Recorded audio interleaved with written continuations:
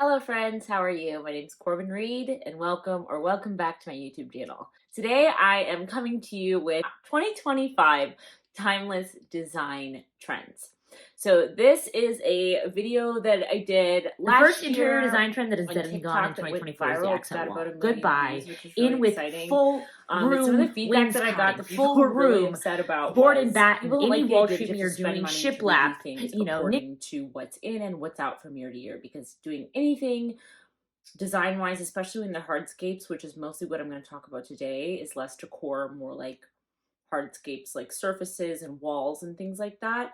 It can get very expensive, but this is all for fun. If you love what you have in your home, do what you love. Take this all with a grain of salt. And we're just going to have fun talking about this stuff because it's fun to talk about. And of course, take what you want to take and leave what you want to leave.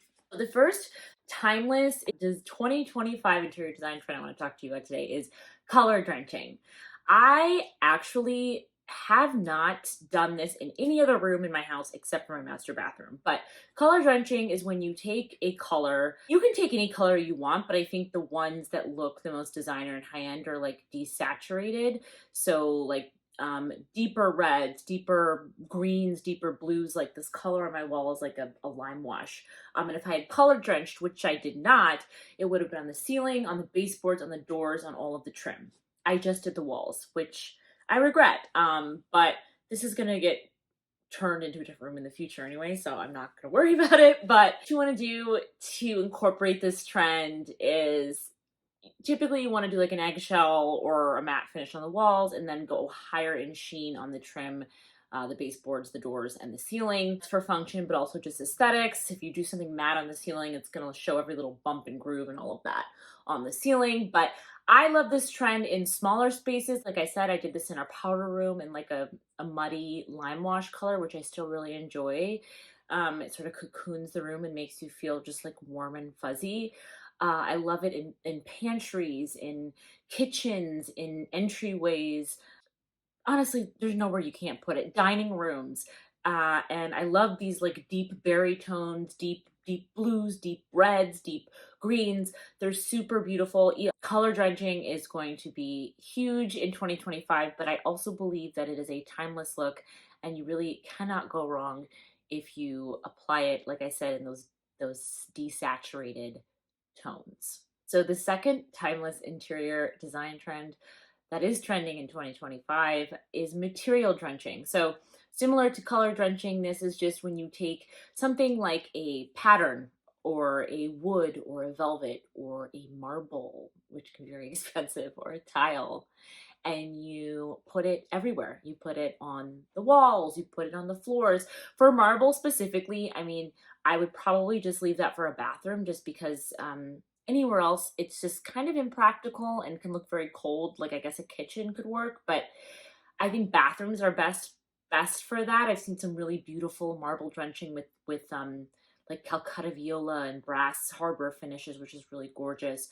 And then wood. Wood is another material drenching um, that I am seeing crop up in 2024, whether it's, vertical shiplap or wainscoting on the walls, floor to ceiling, all four walls, just any kind of paneling or wood, picture frame molding, anything that looks you're in nature. You've enveloped the ceiling, the walls, everything in it, the floors, and it just creates this really warm, cozy feeling.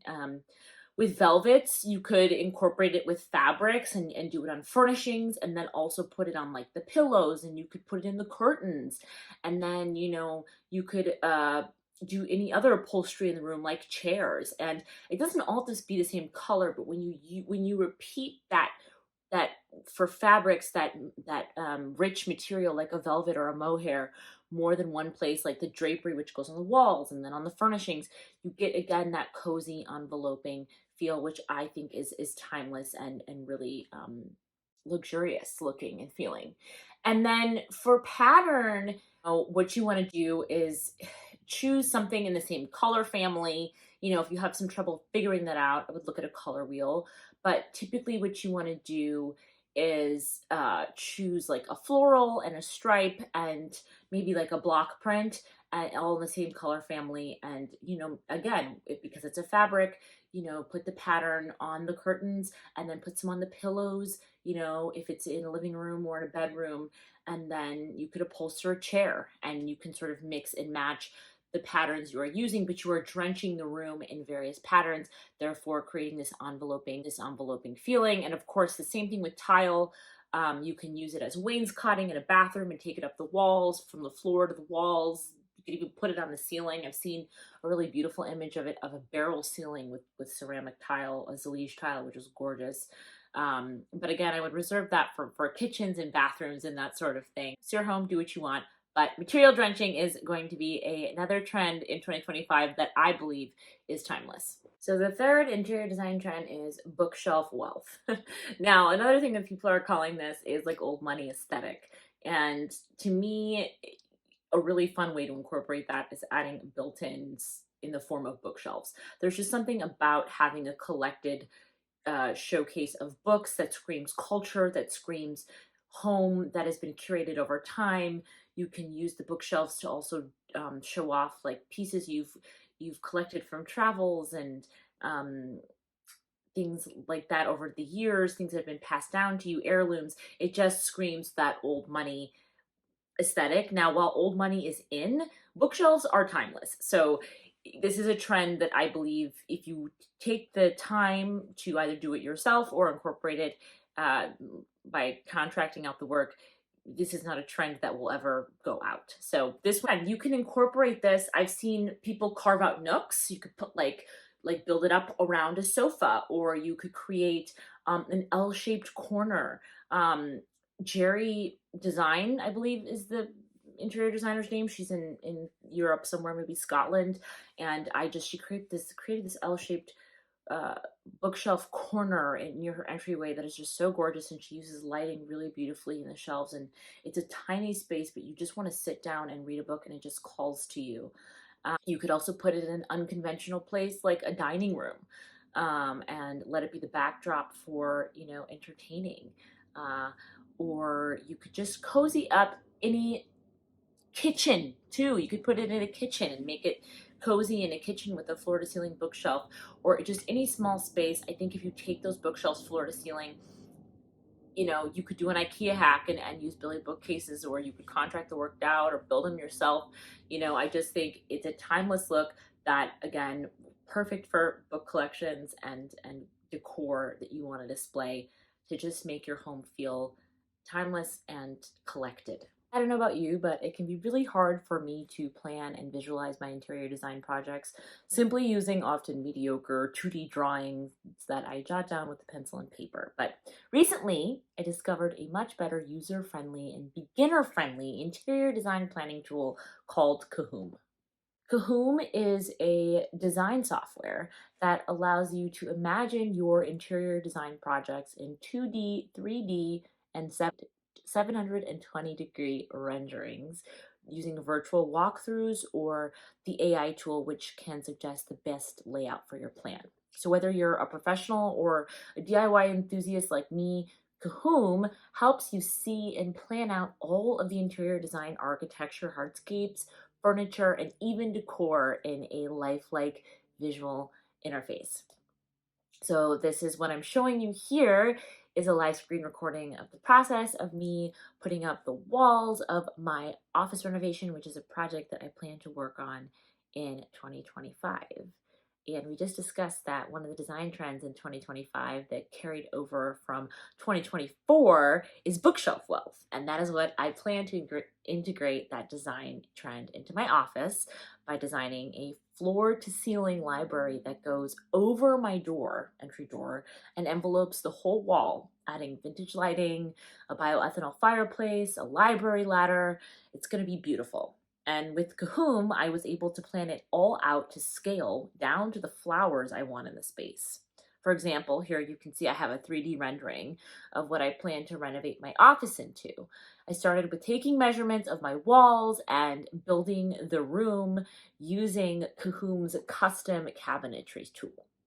Next, I used the kitchen and bath builder to the exact measurements of the cabinetry and bookshelves I want in the style and color of my choosing.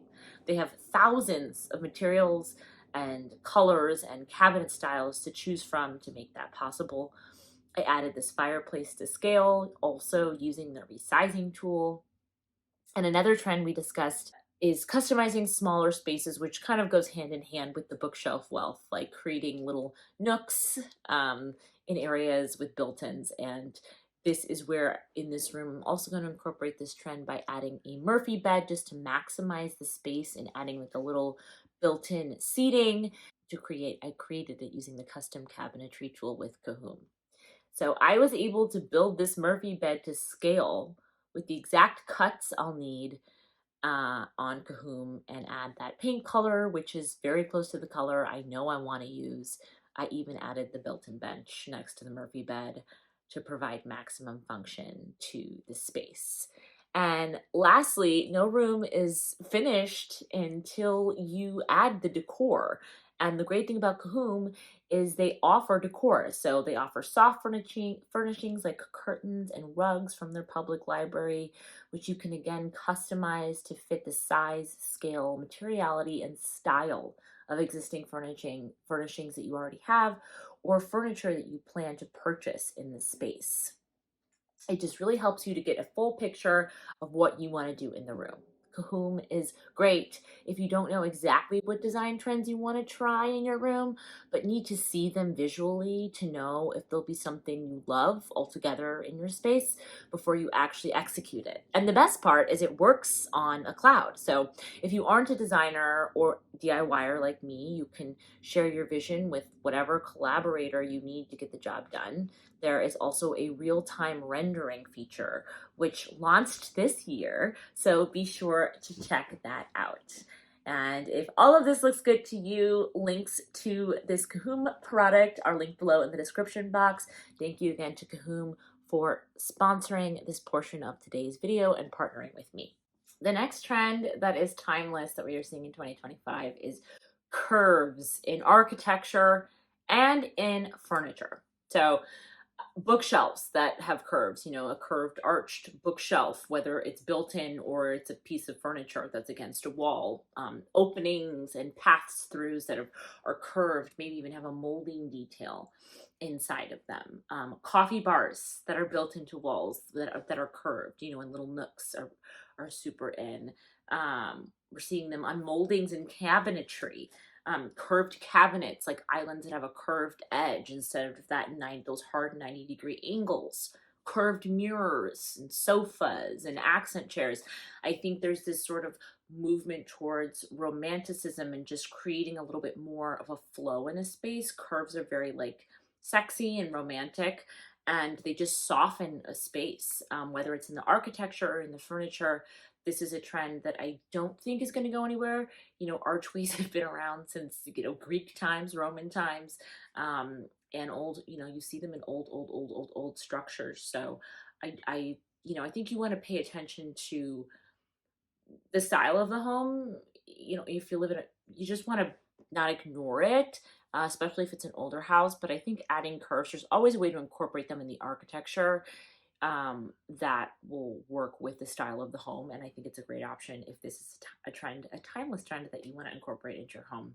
The next trend is ornamentation and embellishments. And this is sort of general, but what I mean by that is we're seeing more flourish in cabinetry, like reeded details on cabinets and in furniture. We're seeing tassels and fringe and cording and rope details on frames and on textiles.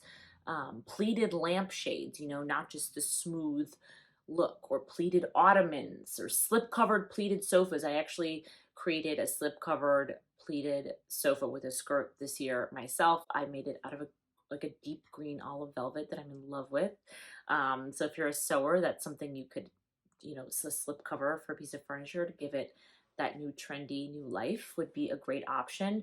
Ruffle skirts are also super popular. People are putting these to, cover up openings under sinks or in cabinets in laundry rooms, anywhere that there's like an open space. Ruffle skirts are really in. Pinch pleat skirts. I like the rule of mixing hard and soft finishes. So I think skirts are great. You know, these if you want to put skirts on cabinets, that's a nice mixture. Also, we're seeing like the ornamentation of putting like fabric behind glass panels and cabinetry, which is another nice mixture of hard and soft, and just creates a really nice yin and yang balance. And just adds a bit of interest, and sometimes if you want to put pattern, you know, in there too, that's another layer. So typically in traditional styles you do see more ornamentation, so again, I do think this is timeless. um, and you shouldn't be afraid to try it and then think that just because it's a trend it's going to go out. These are things that have been around forever, so if it's something you like, you don't need to be worried about it being untrendy. Next trend we are seeing is mixed metals. So I think there was a movement where everything had to match, like the brass faucet had to match the brass light fixture, and they had to match the handles on the cabinetry. And now we're seeing more mixed metals come into play. We're seeing, you know, brass mixed with silver, mixed with antique bronze, on hardware and on those hardware finishes. And in addition to mixed metals, you know, whether you're doing this in a bathroom or in a kitchen, anywhere you might have a lot of those sort of metal finishes and hardware, we're seeing a lot more silver tones come back into style. And I'm still on the fence about this one personally, but I know that this is going to be bigger in 2025, so I wanted to touch on it, since this is our last trend. So personally, if you're going to incorporate this, I would stay away from chrome. It's super shiny and kind of crappy looking. I would use, and it has cooler tones in it. So the silver that is coming back into play, that is more like designer and elevated looking, is going to be like a polished nickel or a brushed silver, something that's not as shiny, or a pewter. Um, you know, or live finishes that are going to age and sort of take on a patina over time, that are silver, like real silver. Chrome can be found in polished and brushed finishes as well, but they do just lean a little bit more cool. So I would stay away from those. Stay away from the chrome and just lean towards warmer silvers, like I mentioned before, pewter, live silver, polished nickel, which have warmer undertones in them. That is it for today's video, you guys. Thank you so much for joining me. I hope you enjoyed walking through these 2025 timeless interior design trends with me. This is always a super fun video for me to do. I love talking about this stuff. I'm going to be doing a lot more videos like this in 2025.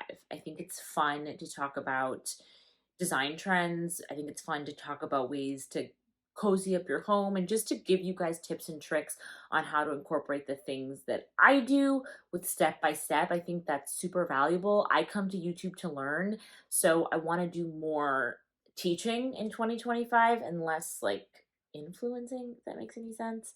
But I will continue to do design videos and DIY videos, but I want to incorporate more of these sit down and talk with yous. So stay on the lookout for that. If you are not following me, please be sure to hit that subscribe button and leave a comment down below on your favorite part of this video. If there's anything in this video that you're going to try in 2025, also be sure to follow me over on Instagram at storydesign_with Corbin Reed. And hey, you guys, I'll see you very soon with another one.